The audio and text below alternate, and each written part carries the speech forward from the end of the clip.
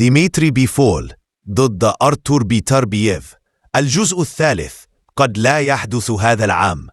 والآن الاتحاد الدولي للملاكمة IBF يمنح ديمتري بيفول إنذاراً نهائياً، إما أن يحسم قراره ويواجه الملاكمة الإجبارية المحدد من قبل الاتحاد، أو يتم تجريده من لقبه.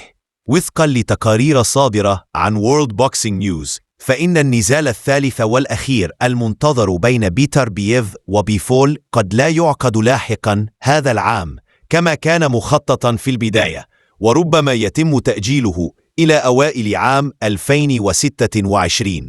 ولغاية الآن لا نعلم بشكل دقيق ما الذي يحدث، ولكن ما زال الأمر غير محسوم بعد. ومع ذلك فإن هذا الخبر مدعوم أيضا من قبل الصحفي المعروف في عالم الملاكمة دان رافاييل، الذي يتمتع بسجل موثوق فيما يتعلق بالتسريبات والتقارير الموثوقة.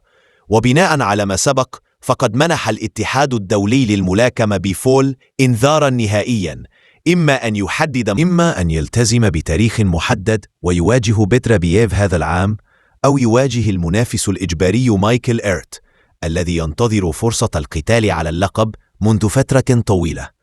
وإذا لم يتخذ بيفول قراراً قريباً، فإن الاتحاد الدولي على غرار مجلس الملاكمة العالمي WBC سيقوم بتجريده من لقبه.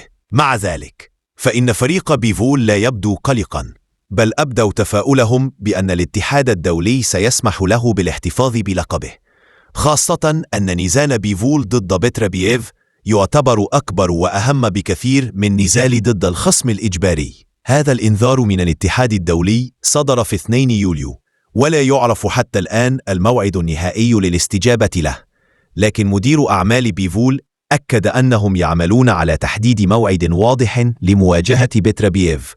ومع ذلك يبقى السؤال مفتوحاً: هل سيكون النزال هذا العام أم سيتم تأجيله للعام القادم؟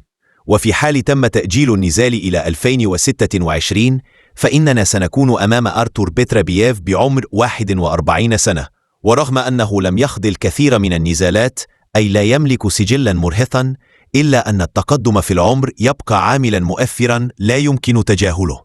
وما يزيد الطين بلة هو أنه في حال لم يحدث نزال بيتربييف ضد بيفول أصلاً، فكنا على الأقل. لكن الآن ومع احتمال إلغاء هذا النزال، فقد خسرنا أيضاً فرصة مشاهدة بيفول ضد بنفادز، خاصة أن بنفادز أصبح الآن مرتبطاً بنزال ضد أنتوني يارد في نوفمبر القادم. فما رأيكم في كل هذا؟ شاركونا في قسم التعليقات، وشكراً لكم على المشاهدة، ولا تنسوا الضغط على زر الإعجاب والاشتراك للمزيد من التحليلات السريعة.